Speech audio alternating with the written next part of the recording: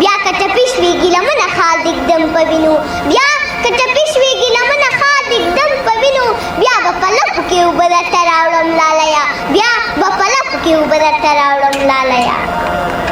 له مرګه مخکې راته مور دغه وصیت کولو ویل بچیه خور دې ساته په ورور پام کوه د غیرتي سړي د غوا شیدې پرېمانه ورکړه د بې غیرتې مور شیدې کمرې چې ولې نه کړې ونصل على رسوله الكريم اما بعد فاعوذ بالله من الشیطان الرجیم بسم الله الرحمن الرحیم زه حسنه بنت ورشمین د ریا خصوصي عالي لیسې د اولې با ټولګي زده کوونکې یم کابل ته سلامونه او پېښور ته سلامونه کابل ته سلامونه او پېښور ته سلامونه لغمان ته مې راوړي او ننګرهار ته سلامونه ملګرو افغانانو په تش لاس نه یم راغلی راوړي مې دي ټول افغانستان ته سلامونه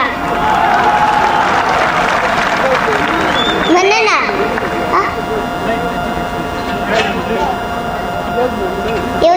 یو شعر درته وړاندې کوم په دې هیله چې ستاسو د خوښې وړ وګرځي زه پښتنه یم بې ننګي نه قبلوم لاليه د ننګ میدان ته څنګ په څنګ در سره ځم لاليه ته به د حق چغې وهې د لښکر سر ته به ځې زه به د ننګ ډکې مصرې درته کوم لاليه د زرغونې انا لمسۍ یم ستا دعا پکار ده د وخت ملاله یم زلمي راپاروم لاليه او الله دې نه کړي که شهید شولې په ننګ د وطن په تا د زلفو به کفن درته ګنډم لاليه بیا که ټپي شوېږي لمنه خال د ږدم په وینو بیا به په لپو کې اوبه درته راوړم لاليه مننه یو بل شعر درته وړاندې کوم په دې هیله چې ستاسو د خوښې وړ وګرځي له مرګه مخکې راته مور دغه وصیت کولو ویل بچیه خور دې ساته په ورور پام کوه د غیرتي سړي د غوا شیدې پرېمانه ورکړه د بې غیرتې مور شیدې کمرې چې ولې نه کړې که غواړې زما د تن شیدې درته سپېڅلې د کوثر اوبه شي په منډه لاړ شه پاس پامیر او کوز خیبر جوړ کړه سره راټولې کړه په وینه لر او بر جوړ کړه دواړه د دغې وطن هر درد ته جوګه او دروا خور دې ډاکټره کړه او له وروره دې عسکر جوړ کړه د پلاره پاتې توره نن چې ستا په لاس کې پاتې نو پوه په دې شه چې دا جنګ درته میراث کې پاتې په منډه لاړ شه دغه ښار ته ازادي راوړه دا خلک خوشحاله کړه دې ښار ته خوشحالي راوړه له دې ولس سره د غم او د ښادۍ سړی شه اباد اوسې زویه زه د ابادۍ سړی شه او که خپل صداقت دې چې د خپل سر صدقه نه کړلو بیا د سپي وخوره چې دا نور د نه عبرت واخلي که مې دا ستا د خولې وصیت چېرته پر ځای نه کړلو راته تر نیمې شپې ناستې دیو صحنې مه بخه راته په غېږ کې د للو نارې مه بخه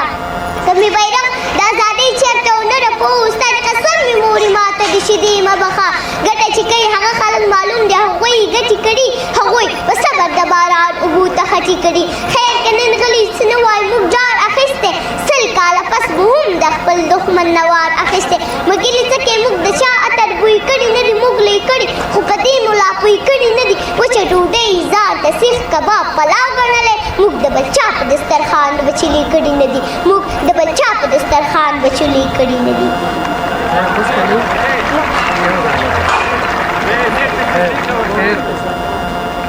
په دې بیا درنه اجازت اخلم چې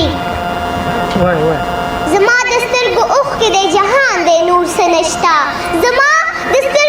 باران دی نور څه نشته درویشه چې دا دواړه جهانونه پرې روښان دي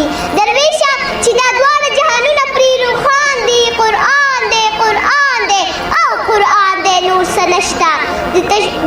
د توجه څخه مې ونړې مننه. سلامونه درنو لیدونکو، وخت مو په خیر. رب دې کې ټول راته روغ او جوړ اوسئ. نظیر احمد صادق یم او ستاسو حضور کې مخاطب یم. رب دې کې ټول راته روغ او جوړ اوسئ. قدرمنو لیدونکو، مشاعرې څخه پوره خوند واخلئ. نورې برخې به هم اپلوډ کیږي. خدا خبره په یاد ولرئ چې ښایسته شعرونه د دغه مشاعرې څخه وروسته د شاعرانو انتخابي شعرونه او همدارنګې د افغانستان د نویو ځوانو شاعرانو سره